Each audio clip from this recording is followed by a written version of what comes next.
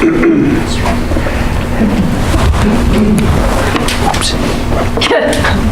supposed to touch it. Good morning. Good morning. Thank you all for coming out today, this beautiful Alaskan day. Welcome, and welcome to those of you viewing on YouTube. Numbers for that are growing and growing quickly. I'll just come out and say it. The Sunday that Cindy gave the talk, we had over 100 views. 100 people, over 100 watched her talk on that Sunday. So that got the average up, way up. The 8 or 10 regulars that watch me were dwarfed. So welcome. Maybe some hanger-oners stayed on a little bit longer. So welcome, and thank you for being here today, and thank you for watching. We continue this 2-month series. There's 8 weeks. We're talking about prayer, affirmative prayer. In our movement, it's known as spiritual mind treatment. Now, that's kind of a big word, and it scares some people off. They hear the word treatment, and they think that it involves hospitals or needles or something drastic, but it's not. It's a 100-year-old term, and it refers to affirmative prayer. We just believe that affirmative prayer is more effective than perhaps other forms of prayer. Now, there's nothing wrong with begging or beseeching or bartering with God or whatever. That's all fine, but we believe that an affirmative, constructive, systemized way of prayer is more effective, and we call that way treatment, spiritual mind treatment. The title of my talk today is Powerful Thoughts. And my 3 points are, 1, we are the master of our own destiny. We control who and what we are and what we experience in this world. Secondly, faith. Faith is extremely important in being able to manifest that. And thirdly is persistence. Persistence can be helpful in arriving there. And I've got a couple stories to illustrate that. Okay, number 1, we are the master of our own destiny. A minister by the name of Reverend Dr. Jim Lockhart, he's retired. He lives in France now. Got a good gig. He just sort of lives out on this little thing, and he picks grapes or makes wine or whatever he does. And he writes, and he recently wrote this: we are never at the mercy of our outer forces. Our inner thoughts and associated emotions build our consciousness, which becomes the law of our life. We should pay attention to how we do this. Think and feel positively. Develop an inner sense of confidence in ourselves and in spirit, operating through us as law. That is the key to our teaching. It's powerful. We are not at the mercy of outer forces. We define our own experience. How does this work? I'm going to explain this the way it resonates with me. Our thoughts, collectively added together, all the things that we think, all those added together become our beliefs. And our beliefs give rise to feelings and emotions. Negative feelings and emotions can serve as kind of like the rumble strips on the side of the road, and you get too far over to the side, you get that thing. That's what negative feelings and emotions are like. They're alerting us that we're going off the path, and they urge us to get back into a place where instead of feeling negative emotions, we are feeling peace, joy, harmony, love, all the things that we talk about. So those negative emotions are the rumble strips of life. Now, we can't just change our feelings and our emotions. We can use affirmations to help us reframe our thoughts, but we can't just all of a sudden change our emotions. I can't wake up today feeling sad or feeling not very good and all of a sudden say, oh, I'm sad. Now all of a sudden I'm going to be happy. Well, it didn't work that way. I mean, you can't just change how you feel all of a sudden. But here's the key, and this is what we can do, and this is really key to all that we've been talking about for so long. No, we can't change that feeling. We can't change that emotion. But what we can do is we can unpack it, and we can see what the belief is that's behind it. The belief is that's leading us to that. And once we know what that belief is, then we can go see what our thought is that created the belief, and we can change our thoughts. Example. I wake up this morning sad, not very happy. I wouldn't say I was depressed, but I wasn't real happy. I was kind of sad. What is the belief that's behind that?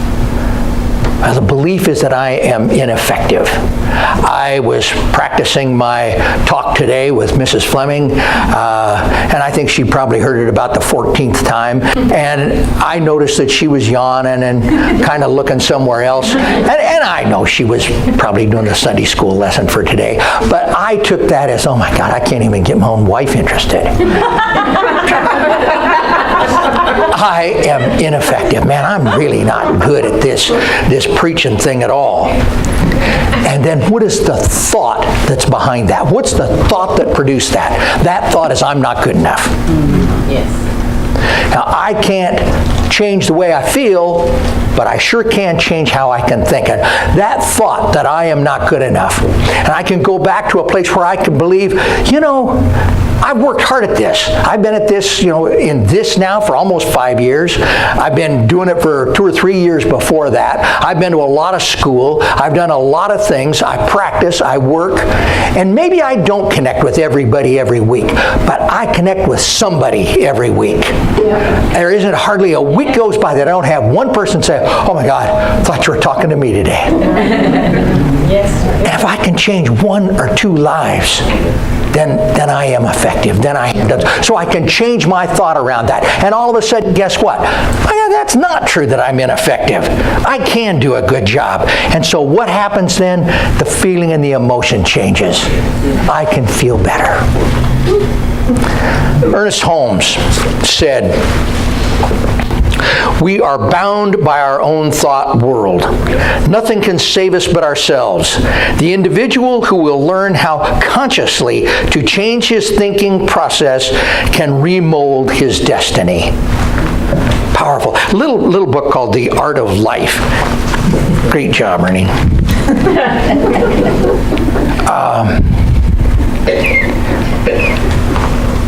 As I watched the video of Faith Rivera, I thought about Faith, and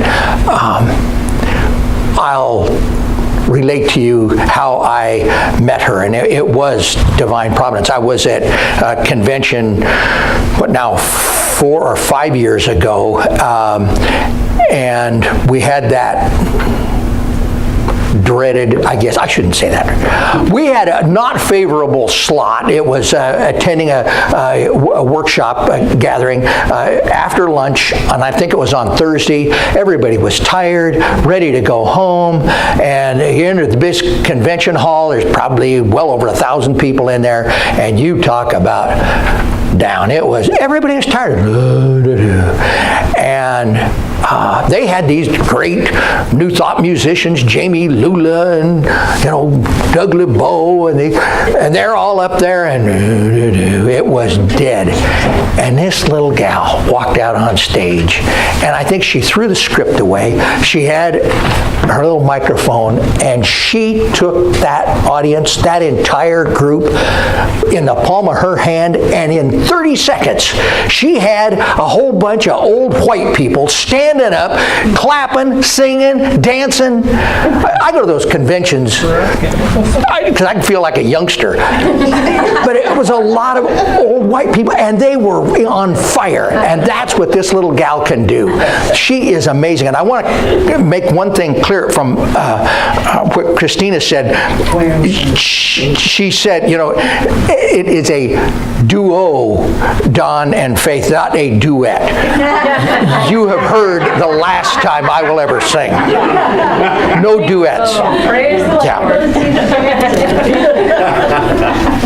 Okay, so we are the master of our own destiny. I want to talk about faith, the key ingredient, not Faith Rivera, faith, like faith. I better get back to Ernest Holmes. The one who can, with perfect confidence, look into the future and with perfect ease of mind, rest in the present, and who never looks backward, but who has learned to be still in his own soul and wait upon the Spirit. He is the one who will the most completely demonstrate the supremacy of spiritual thought over so-called material resistance. Be still and know that I am God. Next, I want to talk about the placebo effect. There are about as many definitions of the placebo effect if you go to various dictionaries and online sources. This is what I came up with. The placebo effect is a pill or an injection or a procedure with no known therapeutic value. It is often used in trials of new medicines and drugs and procedures. In a drug trial, if a drug does not outperform a placebo, it is considered ineffective.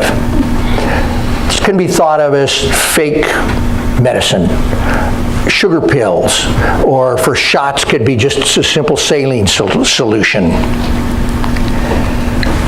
But the point that we miss is that the placebo itself is effective. Greatly effective. I have said before that the strongest drug in the physician's desk reference is the placebo effect, and I couldn't prove that. I've said it, but I don't know if it's true or not. But it certainly is one of the most powerful drugs that we have, and that is the belief, and it gets back to what we believe. To the place now where science even recognizes what they call an open placebo or an open label placebo. This is a drug that says right on it. You get a pill bottle that says, this is a placebo. This has known therapeutic value, but it's given to you by a professional and told that you're going to be better, and people get better, a lot better, fast. Example, and this is from some stuff done for migraine headaches. The same results for patients that were given a real drug that was labeled placebo as the patients who received a placebo that was labeled the real drug. Exact same results. It is believed that a great potential exists for the use of open placebos in the treatment of chronic lower back pain, irritable bowel syndrome, migraines, and fatigue caused by cancer treatments. The patient believes that the pill, the injection, or the procedure will work. And it is that firm belief that allows it to be. But it's not just the belief of the patient. A guy by the name of Robert Anthony Siegel wrote an article in the Smithsonian. The name of the article was "The Power of Fake Pills." And the effects are not just imaginary, as was once assumed. Functional magnetic resonance imaging, which maps brain activity by detecting small changes in blood flow, shows that placebos, like real pharmaceuticals, actually trigger neurochemicals such as endorphins and dopamine and activate areas of the brain associated with analgesia and other forms of symptomatic relief. They can track our brain activity and show that the placebos actually work even when we know that it's a placebo, when we know that it's a sugar pill.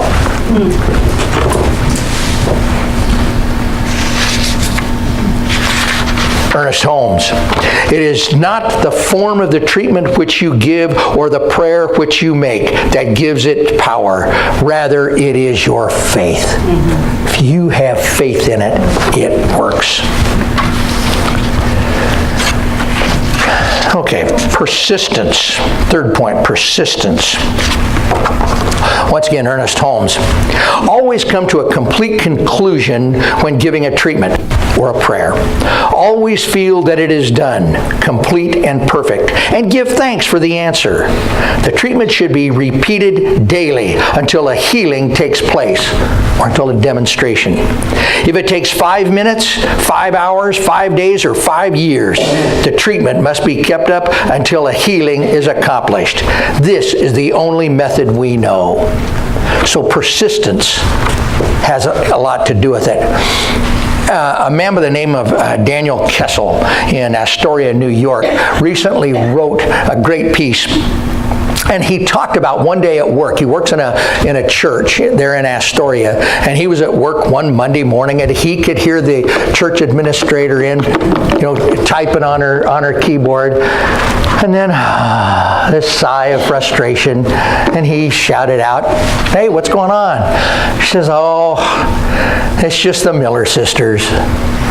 And he thought, what could possibly be, going on with the Miller sisters? They're long time congregants, and they submitted prayer requests every week. And she said, "Oh, it's just the same old request." And he knew exactly what it was. Bring back our girls. 3 years earlier, the Boko Haram in Nigeria had captured 287 young schoolgirls from a school and had escaped with them. They had committed them to slavery, to horrible atrocities. Terrorists had taken them, and the girls were missing. And over time, a few of them had gotten away or had been released, but there's still over half of them were still in captivity. But every week, the Miller sisters sent in a prayer request. Lord, help us return our girls. And the admin that had been typing it said, "It just bothers me. We get this every week, and it reminds me that there's so much in the world that we can't do anything about. We really can't do anything about it." And so Daniel felt her pain and agreed and thought it was really too bad they really couldn't do anything about it. And then later that week, he got a text from her. And what she said in the text was, "I'm sitting here crying right now." And there was a link. And he went to the link and he opened it up. And 83 more of the girls had just been released.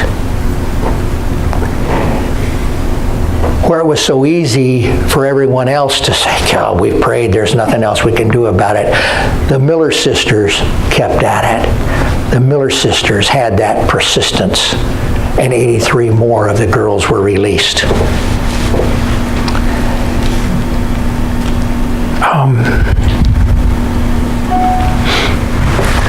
There was a teenager not long ago. He was out playing basketball in the driveway with some of his buddies, and in the process of the game, he banged into it, and his contact came out, and he lost his contact lens.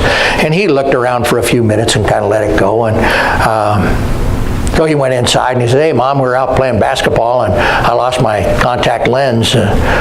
Can't find it." And so Mom said, "Well, let me go out and look." And she looked around. She looked a little longer than he did, but sure enough, bingo, she found it. He says, "Mom, that's awesome. That's great. How did you do that?" And she says, "Well, we were looking for different things." He says, "What do you mean?" She said, "Well, you were looking for a little piece of plastic. I was looking for $150.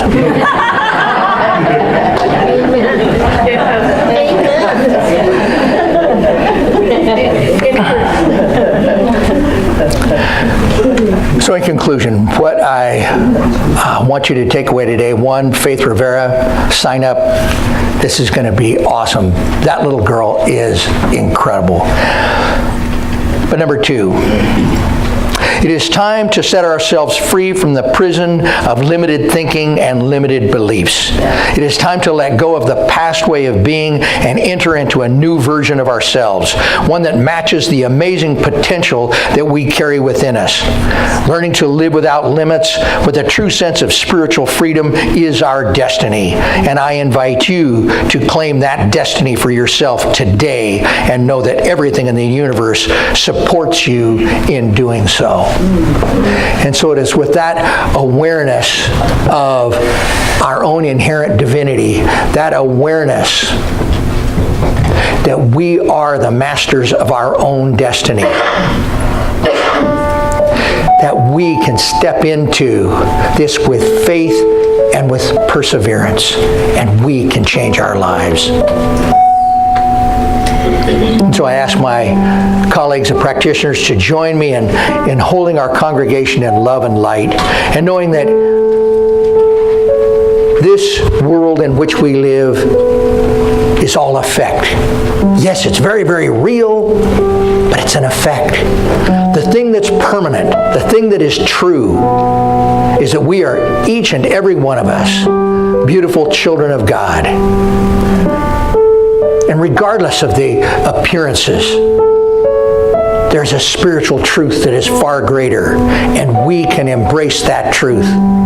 So for those who are experiencing the appearance of lack and limitation, we just simply know that we live in an abundant universe, and that each and every one of us is entitled to all of the good that is.